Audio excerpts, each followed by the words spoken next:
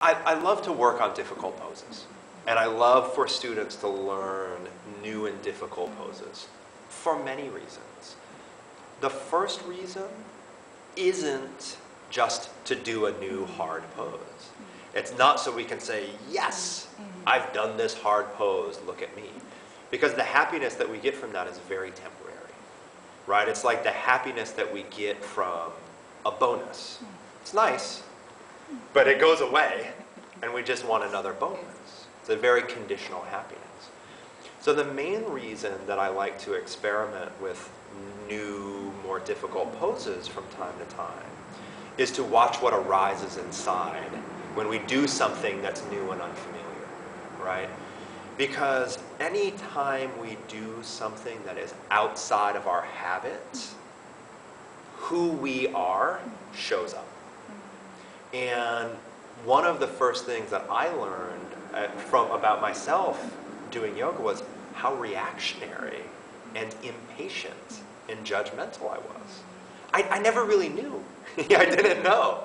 I didn't know how reactionary I was until I watched it happen on the sticky.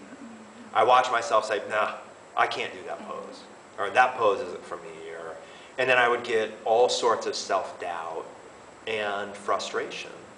And then finally I realized all I have to do is practice and use this as a tool to uncover those aspects of myself.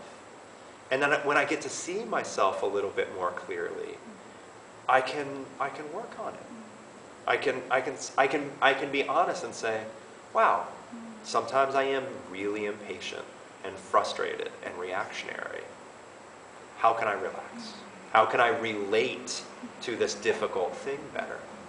The other thing that is really fun about teaching more difficult and complex poses, it's really what it is it's teaching people to not get overwhelmed and to problem solve skillfully and step by step. And when people see a hard, beautiful pose, a lot of times they either want it and work too hard, or they shut down. And they protect themselves from being overly exposed. And instead of doing either of those things, you can stop and say, well, what is my arm doing? What's my shoulder doing? What's my spine doing? What's my hip doing? How can I just slowly learn to do all of these movements and put them together? And then start to learn over time, oh, I don't have to be overwhelmed when something's difficult. I just have to move slowly and skillfully and step by step. It's like if you wanted to teach me Japanese, you couldn't just say the hardest, longest, most complicated words and then expect me to follow along. You'd have to break it down into really small little pieces, have me repeat those small pieces, and then put them together over time.